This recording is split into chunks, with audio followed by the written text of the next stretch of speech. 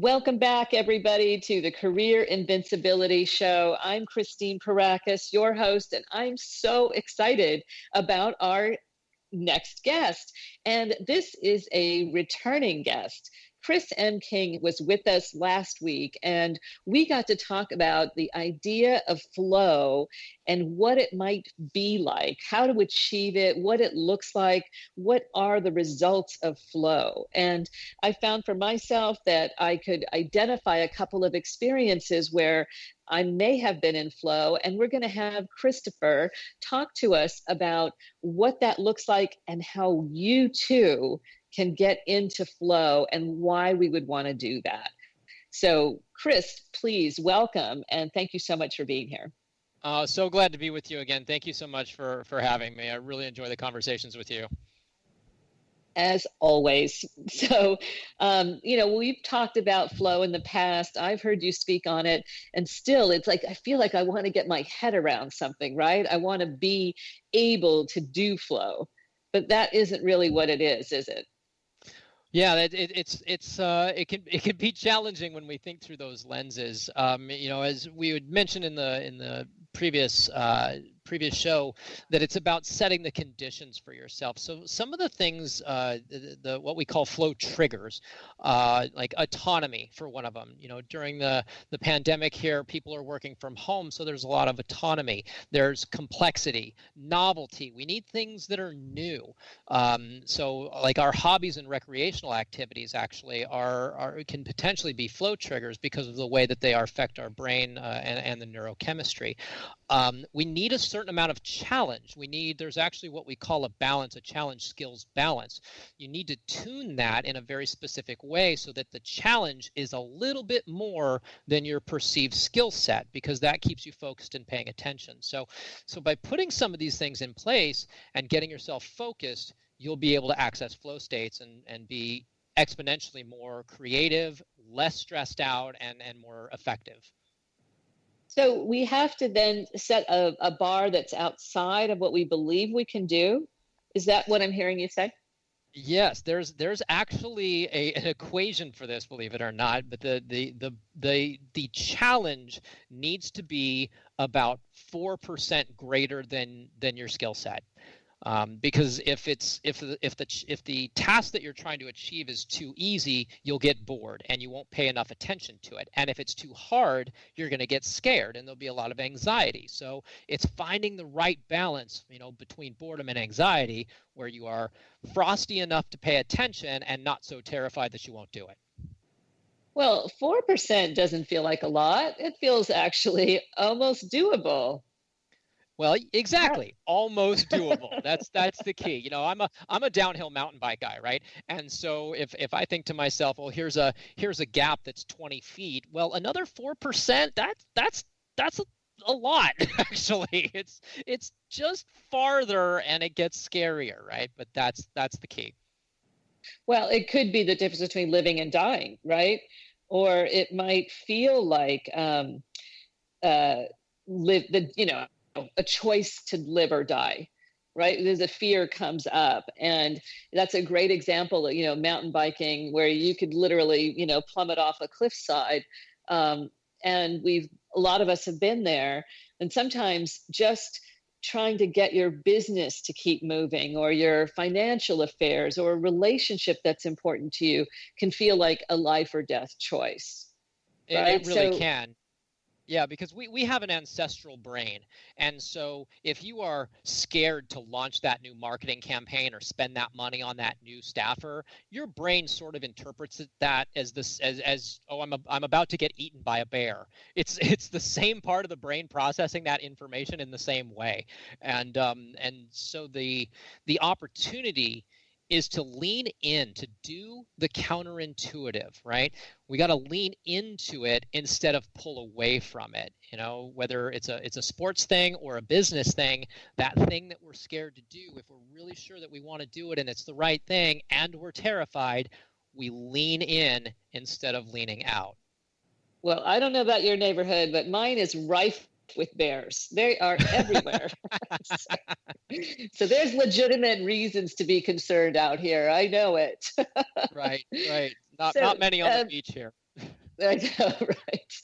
So tell us, if you will, give us some tools, some things that we can sink our teeth into, get our heads around, or things that we can do to satisfy the how do I get into flow question.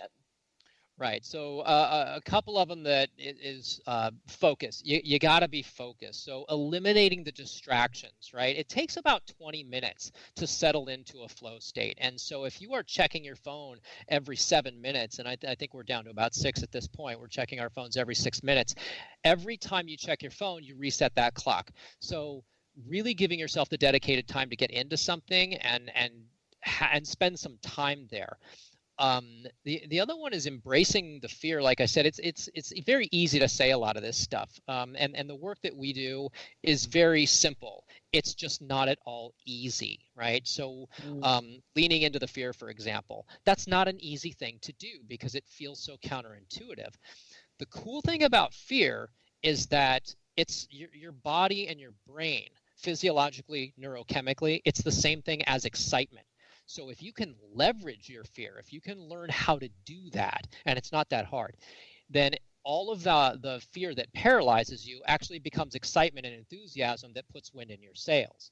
So what Stephen Kotler, the author of Rise of Superman and Bold and Abundance and the founder of the Flow Research Collective, what he says is you can't fight your neurochemistry, but you can leverage it and make it work for you. You can't fight your neurochemistry, but you can leverage it. So are there some techniques? Are there steps that we can take when that fear comes up? Yeah, actually, your brain is really an interesting computer. It doesn't know the difference between fantasy and reality. And so it only knows what you're telling it. So the trick with fear in particular is to hold in your consciousness what's the thing you want to have happen and get really excited about it. And then say to yourself, even out loud, 3 times, I am excited, I am excited, I am excited. All of the fear that paralyzes you pushes you forward.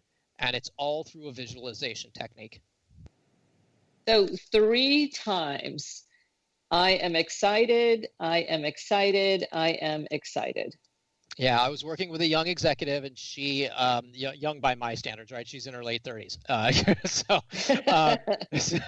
I'm 49. Just a couple years younger than you. Right. So, but she was going into a really big meeting with some, big wig executives, and she was terrified. And I told her about this trick, and she called me up and she said, "Chris, I thought that sounded like the craziest voodoo witch doctor BS I've ever heard." And I said, "Well, how'd the meeting go?" She said, "I crushed it. It was amazing. It totally works." Thank God for that, right? Yeah, just fantastic. So are there other tips and tools, things that, if we're having a hard time convincing ourselves we're excited when we're terrified? Yeah, I think in a case like that, you'll want to take a look at, the challenge skills ratio, right? Because your brain does have an internal kind of BS detector where it knows when you're lying to yourself. So, there are all kinds of tools we can use to de-risk things. Most of the time, you have come up with the doom and gloom scenarios that are so far out there, right? It's like worst case scenario, and the math on this, like the chances that the devastation that you're imagining, the failure that you're imagining actually happens is unbelievably low. And so it's like, look, what do I really think from, mathematically, what do I really think the chances of this happening are? You're going to discover very quickly they're very low. And so we can start de-risking this kind of stuff and make it a little more palatable by settling ourselves down. Well, I hear you. And as people who have lived life on the edge and have been serial entrepreneurs, we've experienced the very worst. So, you have shared in our previous show how you've lived out of your trunk, basically. I've lost my home and my business and everything that I thought I needed to survive. And, that's to me the ultimate coming to fruition. So, what do we do about those things? Everybody has what I call their category 5 experiences. Yours might have been homelessness, mine losing everything. Others might be financial distress or a relationship falling apart. It could be in any context, but it feels like the worst has happened. Right. and you have survived it. You've already been through disaster training scenario 1A through 7B, right? And not only that, but as I said, because your brain doesn't know the difference between fantasy and reality, most of us have done so much projection about, and fantasy devastation that it's like the disaster simulator. You've already survived it, right? I've already survived, being divorced again and bankruptcy and living out of my car again and my house catching fire. Now, my house has never caught fire. Some of these things have never happened, but I've already lived through it because I've imagined the disaster and the devastation. So, whatever scenario that you do end up facing, it's probably going to be a lot less than the one that you've already told yourself and, that was happening and you survived it. So you're going to be fine. Whatever it is, you're going to be fine. Well, that's so powerful, right? It's like, you're right. Oh my gosh, I did survive it. I survived the storms themselves. I survived everything that came in the aftermath. And I'm here to tell the tale. So, that's the thing I think that is easy to forget, right? Because we're so caught up in the story of what I just went through that I don't remind myself instead, wow, I'm here. Look what I get to do next. Yeah, and I think that's the thing, right? I was actually working with a client, and I got referred into her, and she was doing the disaster scenario thing, right? And what if this happens, and what if that happens? And I said, look, I hate to ruin the end for you. So, spoiler alert, everything turns out just fine, right? Oh, and you're wrong. What do you know? You don't know my particular trauma.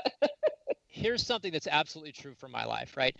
It is amazing to me how often the only difference between the worst thing that could possibly happen and the best thing that could possibly happen is the passage of time. What happens today that's the worst thing that could possibly happen 6 months from now, I look back and go, oh my God, that was the best thing that could have happened. What a powerful reminder that it's that simple. And it really is. It could be relationships, right? Oh my gosh, my relationship might fall apart. 6 months later, you go, oh my gosh, thank God I'm out of that, right? It might be a business venture. It might be anything, right? I mean, how many exes would you get back with, right? It was terrible when you went through it. But now it's like, oh, stay gone. All good, right? I can't think of one, as a matter of fact. That's what I mean. For it's the terrible when it happens. And look, it sucks. I get it. It sucks when it happens. And it's not happening to you. It's happening for you. Right. Wow. It's happening for you. Let's just let that sink in for a minute, because I think that's so powerful and so beautiful to be reminded, right? I mean, this isn't where you started. Tell us a bit about how you got here to this place in terms of what inspired you, what's driving you, how did you stumble upon or leap forward into this understanding and your expertise and how you're sharing it? I grew up with flow. I was born and raised in a little town on the west side of LA, and it was skateboards and BMX bikes. And so I had an intimate relationship with flow. I was a hockey player. I was trained to race cars. So I had a lot of familiarity with it. It wasn't until much later that I understood what was happening with my brain and my body. I came up in tech. I was a marketing executive, and one day I was miserable. And I ended up on the radio as a joke, what I thought was a joke, with Ryan Seacrest. And fast forward a year after that, and I was actually a radio DJ. So I took my 6-figure career and threw it in the garbage can so I could make $12 an hour part-time working in radio. But it was because I loved it. Like, I wanted it so bad. And, my credit went to crap, and I had to sell a car and a motorcycle and get rid of everything. And like, it was expensive in terms of time and energy and money and all this. And it was worth it. Like, I grew so much through that.